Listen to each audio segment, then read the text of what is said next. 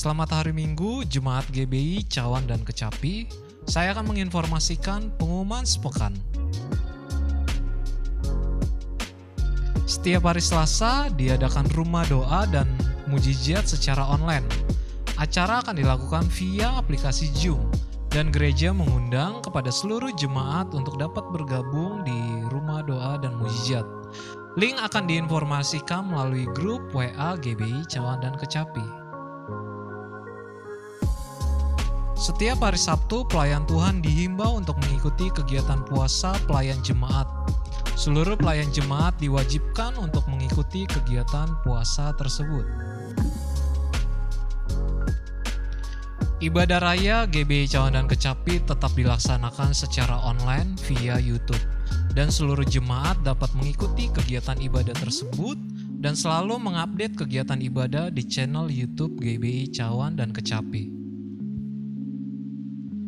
Bagi jemaat yang ingin memberikan persembahan persepuluhan, persembahan khusus, persembahan ucapan syukur, dan persembahan lainnya dapat mentransfer ke rekening GBI Taman Harapan Baru. Demikian informasi GBI Cawan dan Kecapi. Tetap jaga kesehatan dan selalu mengikuti protokol kesehatan. Tuhan Yesus memberkati. Haleluya, shalom saudara yang terkasih dalam Kristus. Bagaimana kabarnya pada hari ini? Pasti luar biasa dalam Tuhan, amin. Senang sekali kita berjumpa lagi dalam ibadah online, dimanapun kita beribadah, di rumah, di jalan, atau di rumah sakit. Bersama siapapun kita ibadah, kita percaya damai sejahtera Tuhan, berkat Tuhan ada dalam kita, amin. Mari sama-sama kita mau luangkan waktu kita sejenak, kita mau tinggalkan segala beban, kita mau fokus memuji, kita mau fokus menyembah, dan kita mau fokus untuk mendengarkan firman Tuhan. Mari sama-sama kita tundukkan kepala kita mau saat teduh sejenak. Terima kasih Kristus, terima kasih ya Aba, ya Bapa. Sungguh Kau baik Tuhan, Kau sungguh baik dalam hidup kami ya Tuhan. Sungguh kami merasakan kesetiaan-Mu, sungguh kami merasakan Tuhan penyertaan-Mu dalam hidup kami Tuhan. Hingga sampai saat ini kami masih diberikan nafas kehidupan, kami masih bisa untuk menyembah-Mu Tuhan. Kami percaya Tuhan Kau tidak pernah meninggalkan kami ya Bapa. Walaupun kami sering melupakan-Mu Tuhan, tapi Engkau tidak pernah jauh daripada kami Tuhan. Ya Bapa, biarlah setiap pujian, setiap penyembahan yang kami naikkan berupa harum di hadapan-Mu ya Tuhan. Layakkan kami untuk menyembah-Mu Tuhan, layakkan kami untuk memuji. Terima kasih ya Tuhan, terima kasih Bapa. Mari sama-sama kita mau sembah Tuhan, kita mau katakan terima kasih. Kita mau bersyukur untuk setiap waktu yang Tuhan berikan. Kita mau bersyukur untuk detik demi detik, hari demi hari kita masih dapat menyembah. Oh, terima kasih ya Bapa. Sungguh kami bersyukur Tuhan, sungguh kami bersyukur. Terima kasih, Kau Bapa kami yang baik, Kau Bapa yang setia, Kau lebih dulu mengasihi kami. Oh Yesus Tuhan, terima. Seperti Bapa sayang anaknya, demikianlah Engkau mengasihiku. Kau jadikan biji matamu, Kau berikan semua yang ada padamu. Seperti Bapa sayang anaknya, demikianlah Kau menuntun langkahku. Hari depan indah Kau beri, rancangan-Mu yang terbaik bagiku.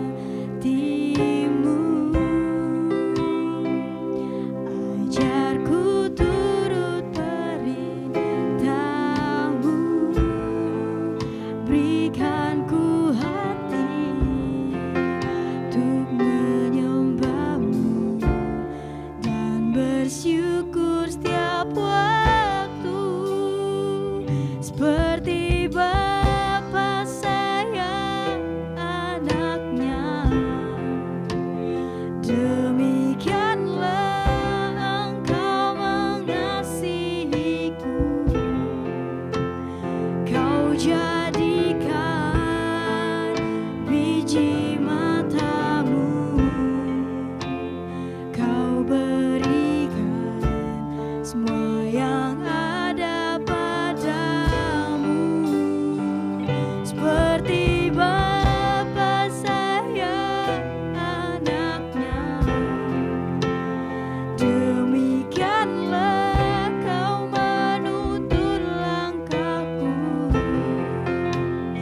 Hari depan indah Kau beri, rancanganmu yang terbaik bagiku.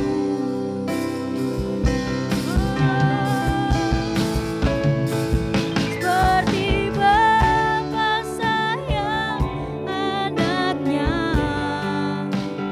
demikianlah Engkau mengasihiku. Kau jadikan biji matamu, Kau berikan semua yang ada padamu, seperti Bapa sayang anaknya, demikianlah Kau menuntun langkahku. Hari depan indah Kau beri, rancanganmu yang terbaik bagiku. Hari depan indah Kau beri, rancanganmu yang terbaik bagiku. Hari depan indah Kau beri, rancanganmu yang terbaik bagiku. Oh, rancangan yang terbaik. Haleluya, haleluya Tuhan. Oh, haleluya.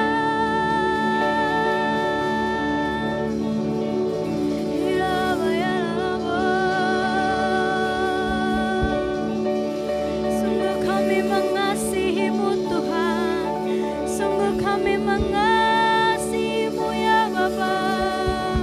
Kami angkatkan tangan, kami menyembah-Mu, kami naikkan suara kami memuji-Mu Tuhan. Iralabayase, iralabalabayasane. Yesus Tuhan, Yesus Raja, Bapa kami yang baik, Kau Bapa yang mulia, Kau yang layak untuk disembah, Kau yang layak untuk dipuji. Oh, ya Ralabayase,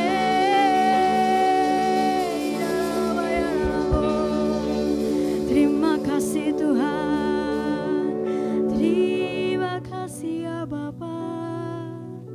Kau Bapa kami yang baik, Kau mengasihi kami, Kau tuntun langkah kami,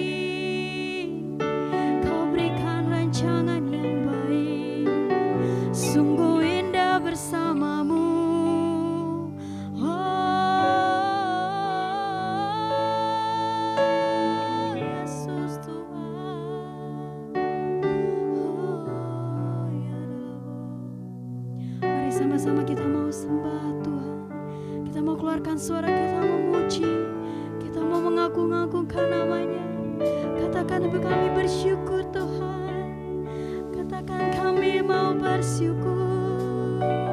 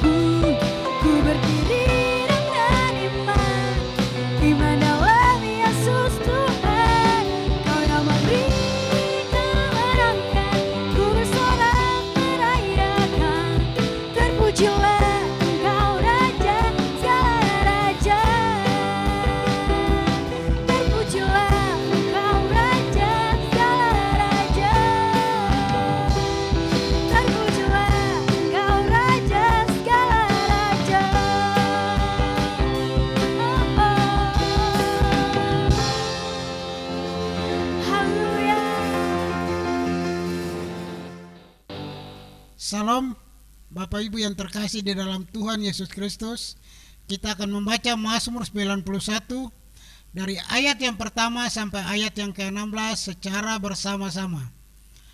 Orang yang duduk dalam lindungan yang maha tinggi dan bermalam dalam naungan yang maha kuasa akan berkata kepada Tuhan, tempat perlindunganku dan kubu pertahananku, Allahku yang kupercayai.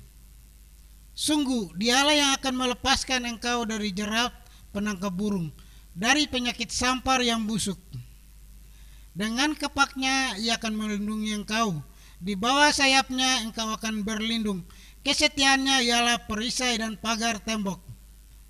Engkau tak usah takut terhadap kedahsyatan malam, terhadap panah yang terbang di waktu siang, terhadap penyakit sampar yang berjalan di dalam gelap, terhadap penyakit menular yang mengamuk di waktu petang. Walau 1.000 orang rebah di sisimu dan 10.000 di sebelah kananmu, tetapi itu tidak akan menimpamu. Engkau hanya menontonnya dengan matamu sendiri dan melihat pembalasan terhadap orang-orang fasik. Sebab Tuhan ialah tempat perlindunganmu, yang maha tinggi telah kau buat tempat perteduhanmu. Malapetaka tidak akan menimpa kamu, dan tulah tidak akan mendekat kepada kemahmu. Sebab malaikat-malaikatnya akan diperintahkannya kepadamu untuk menjaga engkau di segala jalanmu. Mereka akan menantang engkau di atas tangannya, supaya kakimu jangan terhantuk kepada batu. Singa dan ular tedung akan kau langkahi. Engkau akan menginjak anak singa dan ular naga. Sungguh hatinya melekat kepadaku, maka aku akan meluputkannya. Aku akan membentenginya, sebab ia mengenal namaku. Bila ia berseru kepadaku, aku akan menjawab. Aku akan menyertai dia dalam kesesakan. Aku akan meluputkannya dan memuliakannya. Dengan panjang umur akan kukenyangkan dia, dan akan kuperlihatkan kepadanya keselamatan daripadaku. Amin. Shalom saudara, selamat hari Minggu. Voice of Pentecost hari ini akan membahas mengenai prophetic preaching atau khotbah profetik.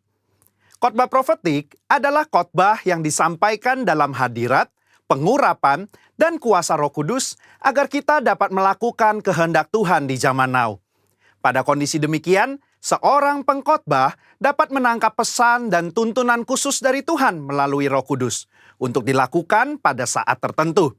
Dengan demikian, ada 3 unsur minimal yang harus dipenuhi dalam khotbah profetik. Pertama, hadirat, pengurapan, dan kuasa Roh Kudus. Khotbah profetik bukanlah khotbah asal-asalan tanpa arah, tujuan, dan dasar yang tidak jelas. Seorang hamba Tuhan yang berada dalam hadirat, pengurapan, dan kuasa Roh Kudus dimungkinkan untuk menangkap pesan profetik dari Tuhan untuk diperkatakan kepada umatnya. Seseorang yang mungkin bukan dari golongan Pentakosta dan tidak mempercayai bahwa karunia-karunia Roh Kudus masih ada di zaman sekarang ini, mungkin tidak sependapat dengan konsep khotbah profetik ini. Akan tetapi, hal itu tidak menjadi alasan seseorang untuk menghakimi bahwa praktek spiritualitas Pentakosta ini adalah hal yang salah dan tidak biblikal. Kedua, petunjuk atau arahan Tuhan.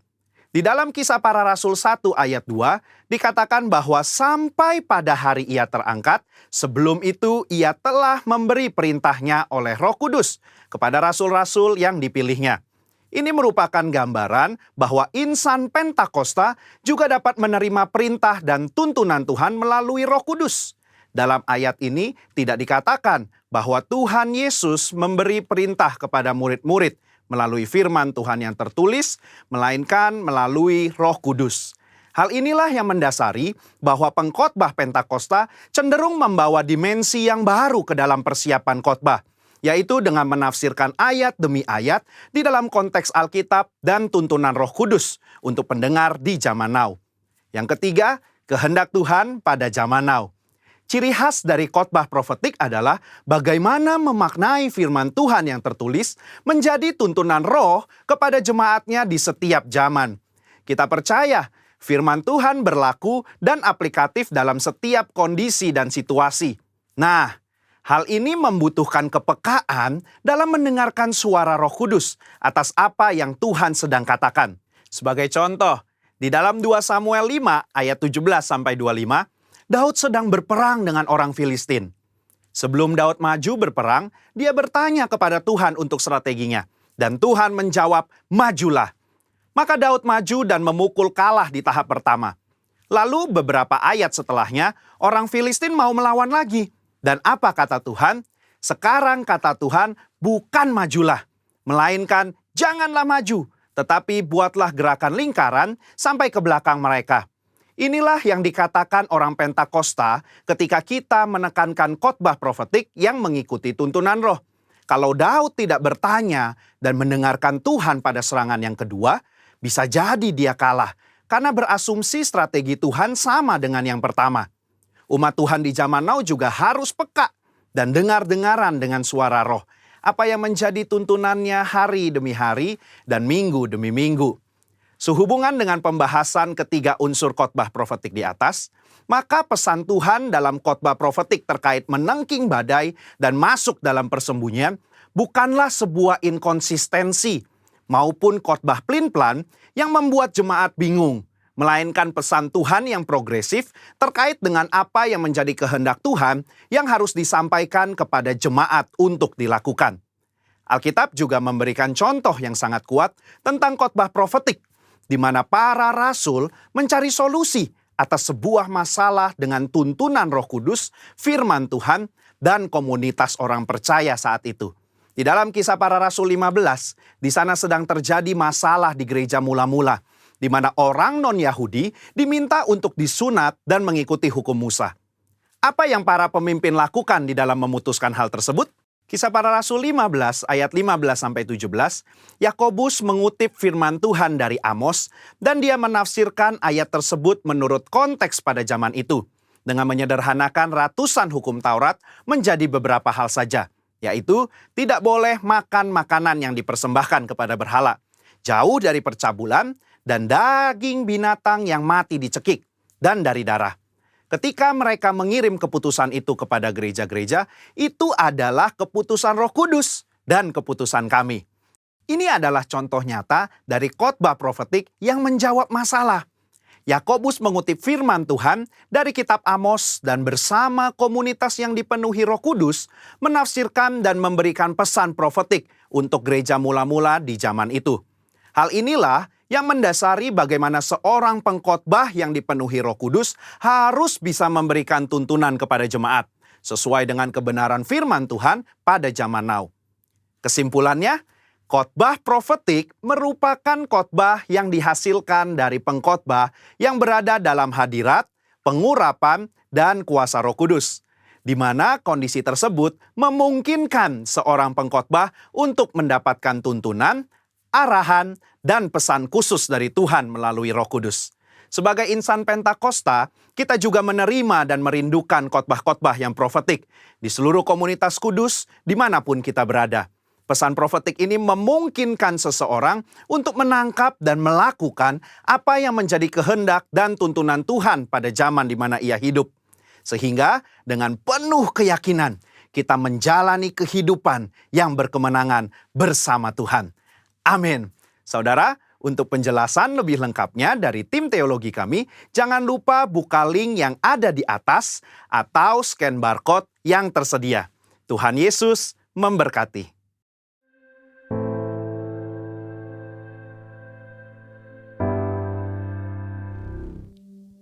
Haleluya, kita mau masuk dalam pemberitaan firman Tuhan. Sebelum itu, bagi Bapak, Ibu, Saudara yang mau memberikan persembahan umum, khusus, dan persepuluhan, dan persembahan lainnya dapat melalui nomor rekening yang tertera di bawah ini.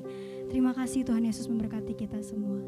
Mari sama-sama kita mau satukan hati kita mau masuk dalam firman Tuhan, kita mau siapkan hati kita. Terima kasih Tuhan.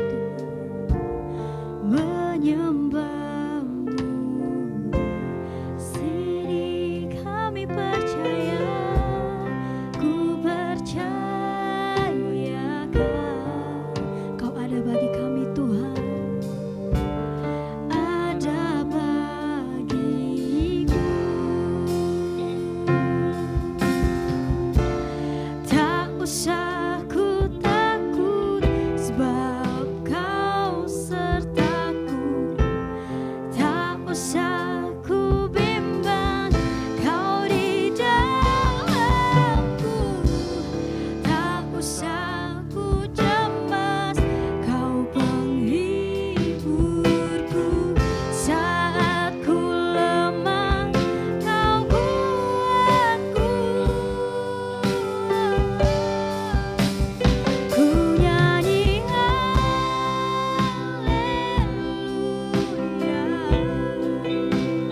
ku nyanyi haleluya.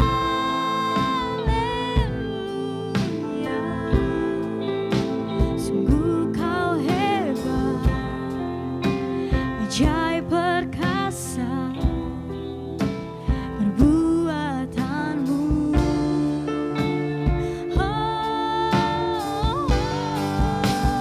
Ku nyanyi haleluya,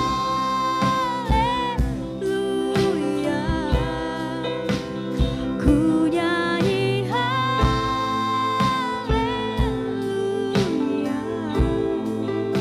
Sungguh Kau hebat, ajaib perkasa perbuatanmu.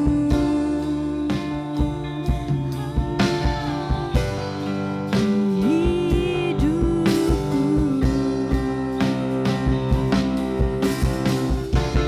tak usah ku takut, sebab Kau sertaku. Tak usah ku bimbang, Kau di dalamku. Tak usah ku cemas, Kau penghiburku. Saat ku lemah, Kau kuatku. Ku nyanyi haleluya, ku nyanyi haleluya.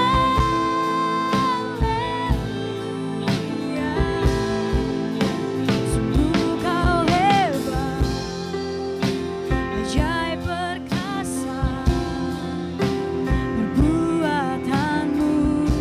Ku nyanyi haleluya, ku nyanyi haleluya, ku nyanyi haleluya.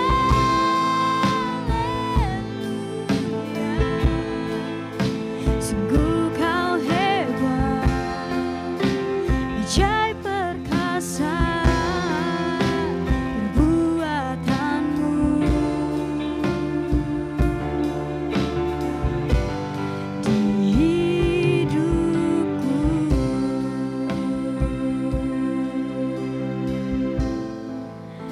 Sungguh Kau hebat, ajaib perkasa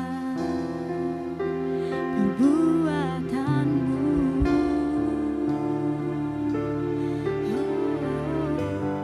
Di hidupku.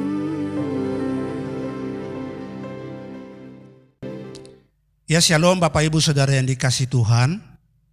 Kembali lagi saudara, kita berjumpa di dalam ibadah online pada hari ini. Dan sebentar kita akan mendengarkan sabda kebenaran firman Tuhan. Tetapi sebelum itu mari kita satukan hati kita mau berdoa. Allah Bapa di dalam kerajaan sorga, Bapa yang kami sembah di dalam nama Tuhan Yesus Kristus, Tuhan dan Juru Selamat kami. Puji dan syukur dan terima kasih Tuhan, kalau kami boleh ada sampai hari ini semua karena anugerah, semua karena kebaikan Tuhan. Terima kasih Tuhan. Walaupun hari ini kami masih beribadah secara online, tapi kami percaya kuasa Tuhan tidak terbatas. Kuasa Tuhan tetap luar biasa bagi kami. Terima kasih Bapak, sebentar kami akan mendengarkan sabda kebenaran firman Tuhan. Mari Bapak urapi kami, urapi hamba-Mu, urapi umat-Mu yang sedang beribadah, yang sedang mengikuti ibadah online ini. Biarlah firman Tuhan yang hamba-Mu sampaikan, biarlah firman ini boleh menguatkan kami, mengingatkan kami, meneguhkan kami. Kami dikuatkan oleh kebenaran firman Tuhan. Urapi kami Tuhan, urapi hamba-Mu. Dan biarlah firman Tuhan memberkati kami pada hari ini. Dalam nama Yesus Tuhan. Haleluya. Amin. Nah, sekali lagi Bapak Ibu Saudara yang dikasihi Tuhan, shalom. Apa kabar saudara pada hari ini? Saya percaya semua dalam keadaan baik. Amin. Nah saudara, kita bersyukur kalau hari ini kita boleh ada semua karena anugerah, semua karena kebaikan Tuhan. Amin. Tidak terasa saudara, kita sudah ada di minggu yang keempat di bulan Januari di tahun yang baru, tahun 2021. Saudara, sudah hampir 1 tahun kita tidak beribadah secara offline oleh karena kondisi, oleh karena situasi yang masih terus terjadi sampai hari ini, COVID-19 masih terus ada sampai hari ini saudara. Itu yang membuat kita tidak bisa beribadah secara offline. Nah Bapak Ibu Saudara yang dikasih Tuhan, kita melihat situasi fenomena yang terjadi hari-hari ini. Di awal tahun yang baru di bulan Januari saja saudara, ada banyak kejadian-kejadian yang terjadi. Ya, tapi kita bersyukur sekali lagi saudara, kita boleh ada sampai hari ini. Semua karena anugerah, semua karena kebaikan Tuhan. Amin. Nah Bapak Ibu Saudara yang dikasih Tuhan, kita tahu bahwa tahun 2021 oleh Gembala Pembina kita dikatakan bahwa tahun ini adalah tahun integritas. Tahun integritas. The year of integrity. Nah, saudara yang dikasih Tuhan, apa itu integritas saudara? Integritas seseorang erat kaitannya saudara dengan jati diri yang sejati dari seluruh aspek kehidupannya. Baik secara internal yang ada di dalam maupun secara eksternal yang ada di luar. Semuanya itu harus berjalan dengan harmonis. Artinya apa yang di dalam ketika keluar harus selaras tanpa ada kemunafikan, tanpa ada kepura-puraan. Dengan kata lain bahwa pribadi yang berintegritas adalah mereka yang memiliki keselarasan baik dalam pikiran, perasaan, perbuatan serta perkataannya. Orang percaya harus memiliki integritas yang tercermin saudara dari sikap hidup sehari-hari dimanapun dia berada. Amin. 1 Yohanes 2 ayat 6 berkata bahwa barang siapa berkata bahwa ia ada di dalam dia, ia wajib hidup sama seperti Kristus telah hidup. Artinya saudara, ketika kita percaya, kita mengaku kita percaya sama Tuhan, kita wajib hidup sama seperti Kristus telah hidup. Apa yang Yesus kerjakan, kita belajar untuk melakukan sama seperti yang Kristus kerjakan waktu dia masih ada di dalam dunia ini. Amin. Nah, sekali lagi Bapak Ibu Saudara dikasih Tuhan, tahun 2021 adalah tahun integritas. Ada banyak saudara tokoh-tokoh di dalam Alkitab yang memiliki integritas. Contohnya ada Nuh, ada Abraham, ada Daud, Ayub, ada Yusuf, ada Daniel, Paulus, dan ada banyak tokoh-tokoh yang lain saudara. Nah tentu saudara, orang yang memiliki integritas yang baik, tentu dia mempunyai hubungan yang baik dengan Tuhan. Dia orang yang selalu hidup intim bergaul dengan Tuhan. Amin.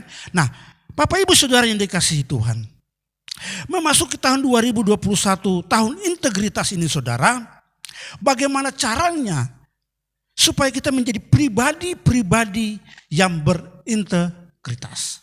Nah ada 2 tokoh saudara hari ini yang kita mau belajar ya, sama-sama yang memiliki integritas yang cukup tinggi. Yang pertama adalah Yusuf.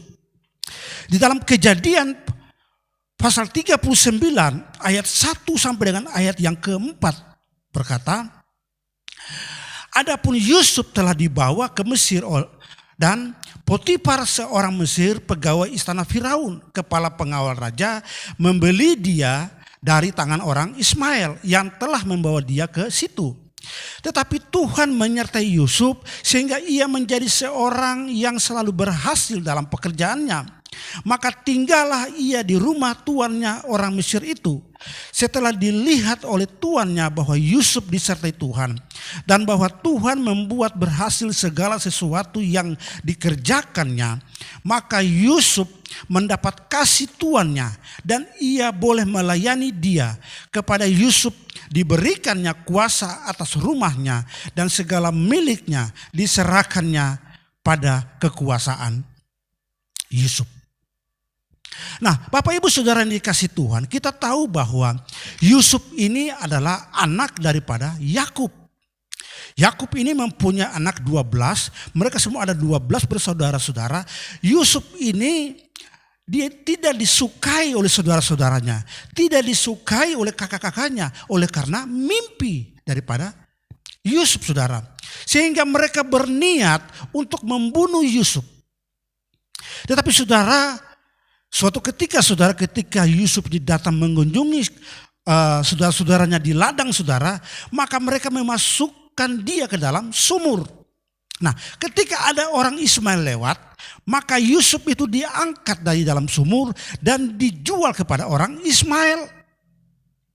Lalu orang Ismail ini membawa Yusuf ke Mesir, saudara, untuk dijual, untuk dijadikan budak. Lalu saudara, di situ ada seorang yang bernama Potifar.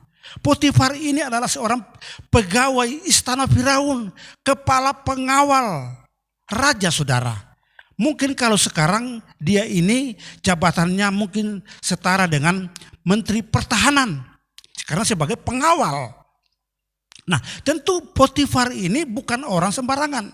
Dia orang kaya, dia orang terpandang, dia memiliki harta yang banyak, saudara. Usaha juga mungkin banyak, saudara. Nah, Yusuf ini dibeli untuk dijadikan budak dan dipekerjakan di rumah Potifar.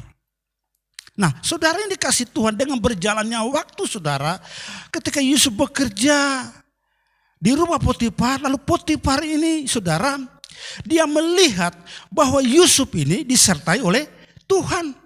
Sehingga apa yang dikerjakan oleh Yusuf, Tuhan buat berhasil. Di ayat yang kedua dikatakan bahwa tetapi Tuhan menyertai Yusuf sehingga ia menjadi seorang yang selalu berhasil dalam pekerjaannya. Maka tinggallah ia di rumah tuannya, orang Mesir itu. Semua yang dikerjakan oleh Yusuf, saudara, di rumah Potifar dibuat berhasil. Oleh karena apa, saudara? Oleh karena Tuhan menyertai Yusuf. Sehingga saudara, sehingga Potifar ini dia ingin mempercayakan semua miliknya diserahkannya kepada kekuasaan daripada Yusuf. Karena Potifar melihat, saudara, bahwa Yusuf ini dia berhasil. Yusuf ini dia disertai oleh Tuhan. Yang menjadi pertanyaannya lah, saudara, dari mana Potifar itu dia bisa tahu? Dia bisa melihat bahwa Yusuf ini disertai oleh Tuhan. Yusuf ini disertai oleh Tuhan. Oleh karena yang pertama, oleh karena Yusuf ini dia hidupnya benar. Dan yang kedua, saudara, Yusuf ini dia orang yang jujur. Yusuf ini orang yang pekerja keras, setia, tanggung jawab dengan pekerjaannya. Jadi saudara, disitulah Potifar melihat, saudara, bahwa Yusuf ini orang yang benar, orang yang jujur. Saudara, kejujuran penting hari-hari ini, saudara. Tidak gampang mencari orang yang jujur, saudara. Oleh karena kejujuran daripada Yusuf, saudara, sehingga Potifar ini dia mempercayakan semua miliknya ke dalam kekuasaan daripada Yusuf. Di ayat yang keempat berkata, maka Yusuf mendapat kasih tuannya dan ia boleh melayani dia. Kepada Yusuf diberikannya kuasa atas rumahnya dan segala miliknya diserahkannya pada kekuasaan Yusuf. Nah, Bapak Ibu Saudara yang dikasih Tuhan, semua miliknya, semuanya diserahkan ke dalam tangan Yusuf untuk dikuasai, untuk dikerjakan oleh Yusuf, saudara. Karena kejujuran. Amin. Yusuf ini orang yang jujur. Ada banyak kesempatan mungkin saudara. Tapi Yusuf ini dia tidak lakukan yang tidak benar di hadapan Tuhan. Kejujuran ini penting saudara hari-hari ini. Kejujuran itu persamaannya apa sih saudara? Kejujuran itu persamaannya itu artinya tulus, ikhlas. Itu orang jujur. Tulus, ikhlas. Artinya dia bekerja dengan tulus. Dia bekerja dengan keikhlasan saudara. Dengan tanggung jawab. Jadi Bapak Ibu Saudara yang dikasih Tuhan. Kejujuran, keikhlasan, kebenaran. Inilah yang membuat Tuhan selalu menyertai Yusuf. Sehingga apa yang dikerjakan oleh Yusuf, Tuhan buat berhasil. Amin. Nah Bapak Ibu Saudara yang dikasih Tuhan. Kalau saudara ingin terus disertai oleh Tuhan. Saya mau katakan, bekerjalah dengan jujur. Bekerjalah dengan ikhlas. Bekerjalah dengan tulus. Dengan setia, dengan tanggung jawab. Karena tidak gampang saudara. Untuk mempercayakan seluruh harta miliknya saudara. Kepada Yusuf ini bukan pekerjaan gampang. Tetapi Potifar lakukan itu karena Potifar tahu bahwa Yusuf ini orang yang sangat jujur. Yusuf ini orang benar sehingga dia dengan yakin dia mempercayakan seluruh harta miliknya ke dalam tangan Yusuf untuk dikelola, untuk dikerjakan oleh Yusuf saudara. Amin. Sekali lagi Bapak Ibu Saudara yang dikasih Tuhan, mencari kejujuran hari-hari ini sulit. Saya melihat ada banyak orang korupsi. Apakah dia itu kekurangan? Belum tentu juga saudara. Mungkin dia harta banyak, tapi oleh karena tidak kejujuran. Sehingga dia masih bisa korupsi saudara. Ketidakpuasan itu yang membuat dia bisa korupsi. Hari-hari kita lihat saudara. Banyak orang yang melakukan seperti itu. Orang yang jujur, orang yang ikhlas, orang yang tulus, orang yang benar. Seperti Yusuf saudara, dia bisa melakukan itu. Kenapa saudara? Karena dia takut akan Tuhan. Dia menghormati Tuhan. Sehingga dia tidak mau untuk melakukan semuanya itu. Kita lihat saudara, walaupun Yusuf dihianati oleh istri daripada Potifar saudara, tapi Yusuf tetap hidup benar di hadapan Tuhan. Dia tetap jujur di hadapan Tuhan. Sehingga Tuhan terus menyertai Yusuf saudara. Ketika Yusuf dipenjarakan, di penjara dia tetap dipercayakan. Ketika dia keluar dari penjara saudara, dia dipercayakan oleh Raja Firaun menjadi orang nomor 2 di bawah Firaun. Dipercayakan saudara, diberikan tanggung jawab yang lebih besar lagi. Oleh karena kejujuran, oleh karena dia takut Tuhan, oleh karena dia menghormati Tuhan. Orang yang takut Tuhan, orang yang menghormati Tuhan, tentu dia mempunyai hubungan yang baik dengan Tuhan. Amin. Mari saudara, miliki hati, miliki hidup yang benar, miliki kejujuran. Untuk memiliki semuanya itu saudara, mari miliki rasa hormat dan takut akan Tuhan.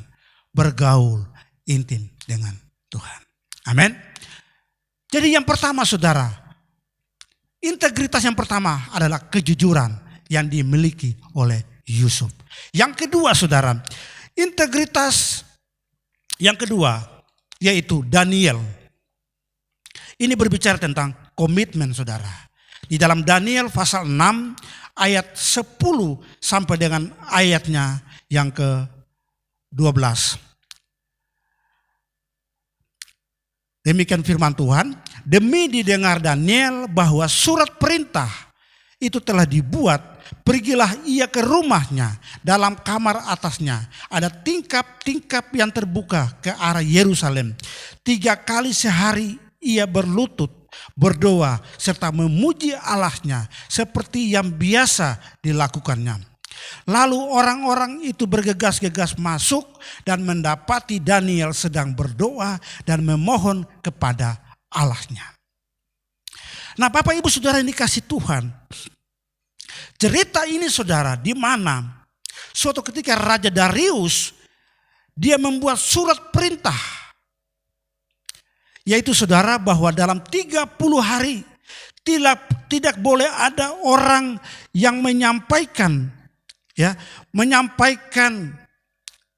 kepada dewa, permohonan kepada dewa atau kepada manusia selain hanya kepada Raja Darius. Barang siapa melanggar perintah ini dalam 30 hari atau dalam 1 bulan saudara, maka dia akan dijebloskan ke dalam gua singa. Nah, Bapak Ibu Saudara dikasih Tuhan, kita tahu bahwa posisi Daniel pada waktu itu saudara sebagai pejabat tinggi di kerajaan Media Persia pada waktu itu saudara, itu yang membuat orang lain yang melihat itu mereka iri kepada Daniel. Dan mereka ingin menjatuhkan Daniel saudara. Dengan cara apa saudara?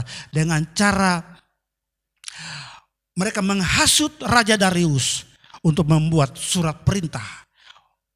Supaya dalam 30 hari atau dalam 1 bulan tidak boleh ada satu orang pun yang menyampaikan permohonan kepada dewa atau kepada manusia atau kepada siapapun, hanya kepada Raja Darius. Tetapi saudara, komitmen atau integritas yang dimiliki oleh Daniel saudara, kita baca di dalam ayat 11 tadi katakan apa? Demi didengar Daniel bahwa surat perintah itu telah dibuat, pergilah ia ke rumahnya dalam kamar atasnya. Ada tingkap-tingkap yang terbuka ke arah Yerusalem. 3 kali sehari ia berlutut berdoa serta memuji Allahnya. Seperti yang biasa dilakukannya saudara.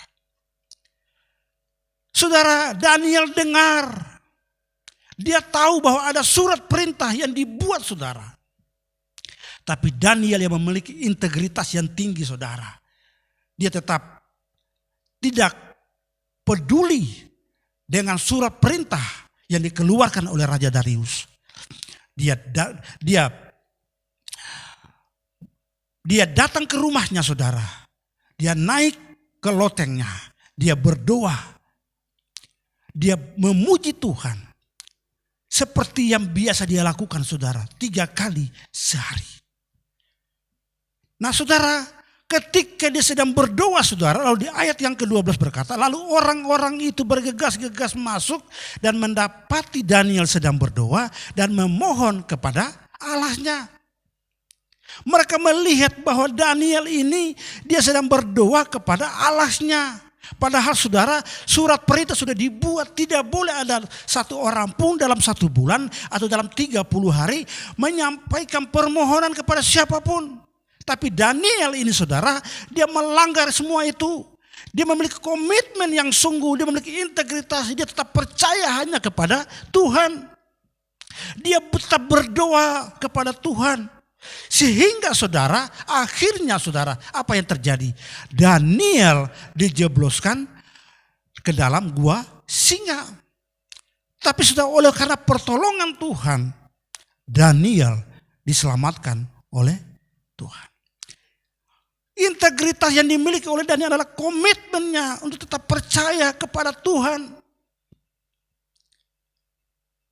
Walaupun konsekuensinya saudara, yaitu pengorbanan, dia harus dibuang ke dalam gua singa.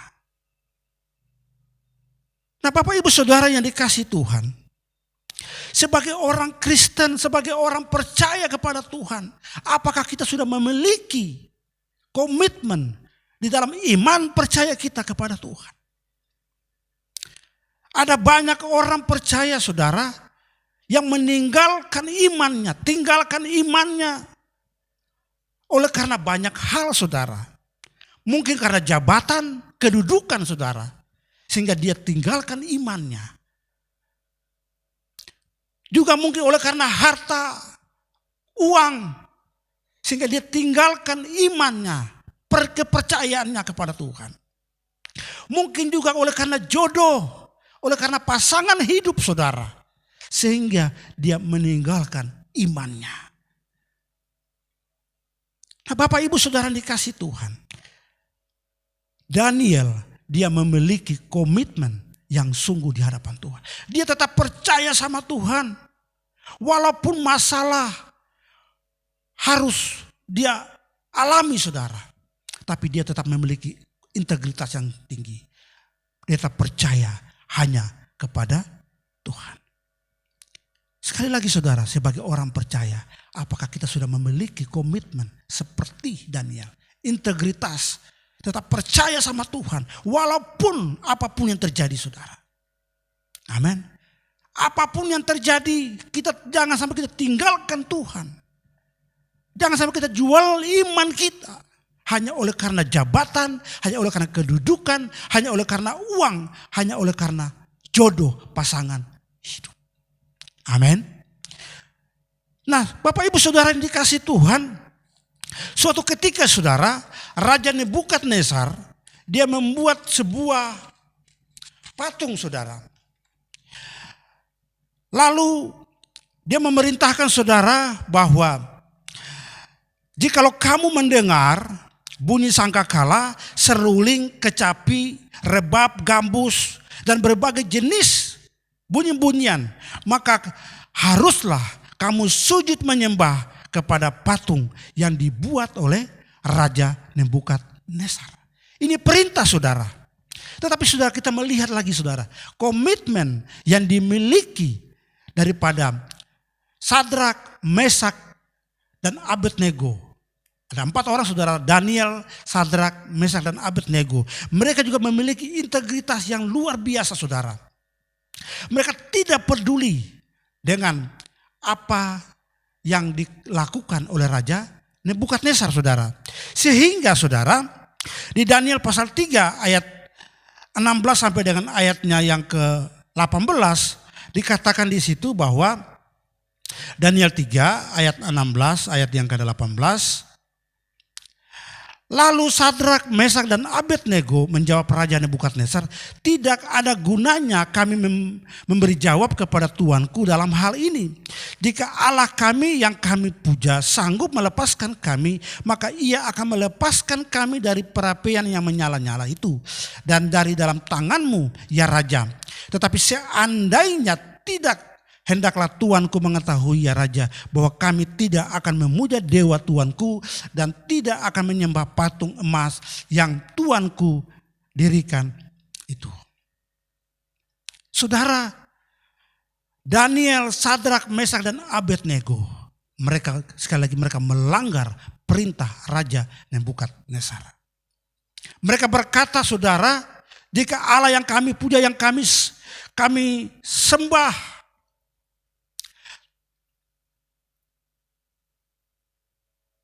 kalau dia tidak melepaskan kami dari perapaian ini saudara. Tetapi seandainya tidak, hendaklah Tuanku mengetahui bahwa ya Raja, bahwa kami tidak akan memuja dewa Tuanku. Ini komitmen saudara. Ini integritas yang mereka miliki. Mereka tetap percaya kepada Tuhan. Sekalipun nyawa taruhannya. Akhirnya saudara, ketika mereka melanggar, mereka dimasukkan ke dalam perapian yang menyala-nyala. Tapi kembali lagi saudara, Tuhan menolong mereka. Nah, Bapak Ibu Saudara yang dikasihi Tuhan, komitmen, integritas, percaya kepada Tuhan. Apapun yang terjadi, baik itu masalah, tetapi kita harus tetap percaya, memiliki komitmen kepada Tuhan. Orang yang percaya saudara, artinya orang yang mempercayakan hidupnya ke dalam tangan Tuhan. Apapun yang terjadi, dia serahkan ke dalam tangan Tuhan. Dia tidak mudah goyah. Amin. Mau Tuhan tolong atau Tuhan tidak tolong, dia tidak peduli. Mau Tuhan sembuhkan atau tidak sembuhkan, dia tidak peduli. Dia tetap percaya sama Tuhan. Karena dia yakin bahwa Tuhan yang dia sembah sanggup melakukan yang terbaik di dalam hidupnya. Ini komitmen, ini integritas saudara yang luar biasa. Yang dimiliki oleh Daniel, Sadrak, Mesak, dan Abednego. Keselamatan itu lebih penting daripada semuanya. Karena apa saudara? Hanya di dalam nama Yesus ada keselamatan saudara. Kisah Rasul 4 ayat yang ke-12 berkata, Kisah Rasul pasal 4 ayat yang ke-12, dan keselamatan tidak ada di dalam siapapun juga selain di dalam Dia, sebab di bawah kolong langit ini tidak ada nama lain yang diberikan kepada manusia yang olehnya kita dapat diselamatkan. Amin. Hanya di dalam nama Yesus Tuhan kita diselamatkan. Percaya, komitmen sungguh-sungguh kepada Tuhan. Iman kita terus harus kita jaga saudara. Jangan sampai oleh karena masalah, oleh karena persoalan seperti yang dialami oleh Daniel, yang membuat kita tinggalkan Tuhan, yang membuat kita tinggalkan iman kita. Masalah boleh ada, persoalan boleh ada, tetapi kita tetap percaya bahwa kepada Tuhan. Kita yakin saudara bahwa Tuhan punya rencana yang baik bagi setiap kita. Tuhan pasti punya maksud yang indah bagi setiap kita. Amin. Nah, ini saudara yang menjadi komitmen kita bahwa kita harus tetap percaya sama Tuhan. Walaupun apapun yang terjadi. Ada banyak tokoh-tokoh di dalam Alkitab saudara yang mengalami masalah oleh karena iman mereka. Kita tahu ada Stefanus, dia tetap mempertahankan imannya saudara. Dia dirajam dengan batu sampai mati. Ada murid-murid Tuhan Yesus. Mereka mengalami siksaan oleh karena mereka mempertahankan iman mereka. Tetap percaya sama Tuhan. Mereka mengalami aniaya, disiksa saudara. Petrus disalibkan saudara. Kepalanya di bawah, kakinya di atas. Andreas saudara disalibkan modelnya seperti huruf X. Thomas ditombak saudara. Sampai akhirnya mati. Nah, tokoh-tokoh di dalam Alkitab ini saudara. Inilah contoh komitmen, integritas yang mereka miliki. Amin. Memang tidak mudah, tidak gampang. Tapi mari kita belajar untuk tetap mempertahankan iman kita. Dan saudara, untuk mempertahankan iman kita harus banyak bergaul dengan Tuhan. Kita harus dekat dengan Tuhan. Seperti yang dimiliki oleh Daniel. Nah, dua hal ini saudara yang saya sampaikan. Yang pertama tadi tentang Yusuf. Bagaimana kejujuran, integritas daripada Yusuf. Dan yang kedua, integritas, komitmen yang dimiliki oleh Daniel. Kedua orang ini saudara yang memiliki integritas yang luar biasa. Mari Bapak Ibu Saudara yang dikasih Tuhan. Kita belajar saudara dari dua pribadi ini yang memiliki integritas yang cukup tinggi. Tidak mudah saudara, tetapi mari kita belajar untuk memasuki tahun yang baru, tahun integritas. Tahun yang diberkati oleh Tuhan. Amin. Apapun yang terjadi ke depan, kita tidak tahu.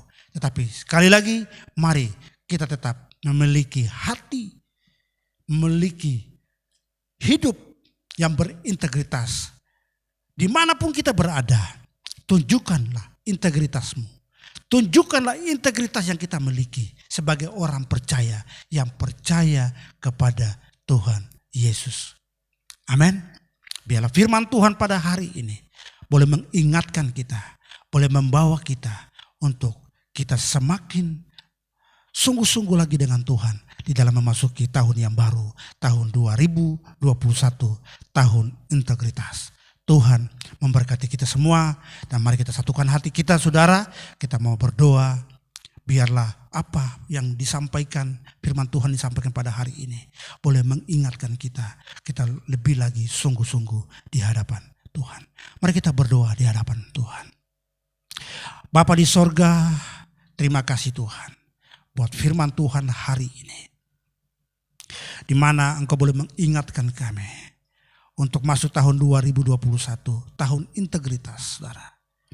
Tuhan, Engkau mau supaya kami memiliki integritas yang luar biasa.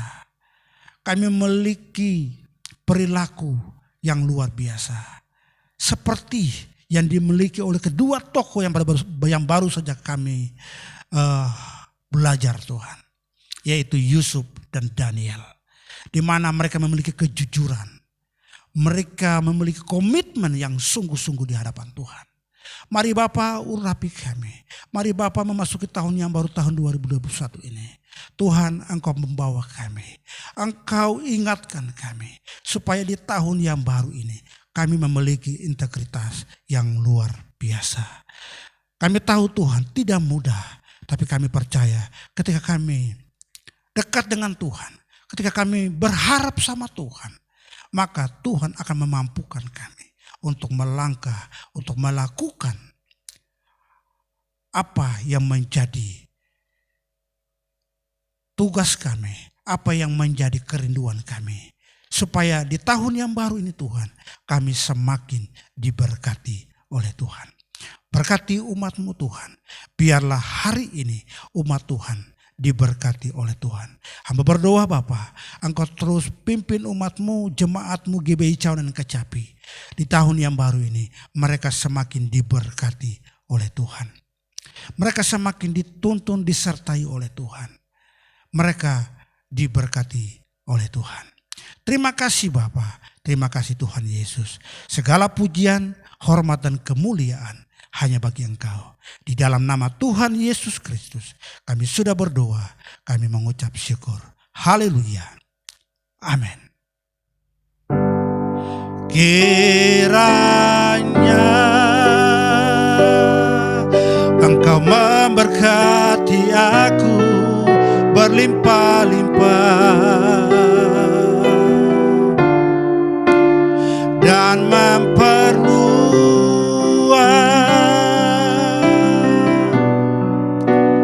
daerahku,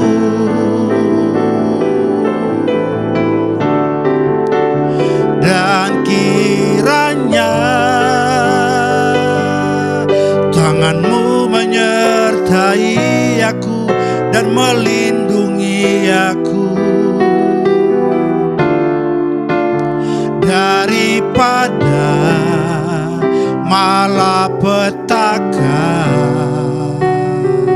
sehingga kesakitan tidak menimpa aku, sehingga kesakitan tidak menimpa aku,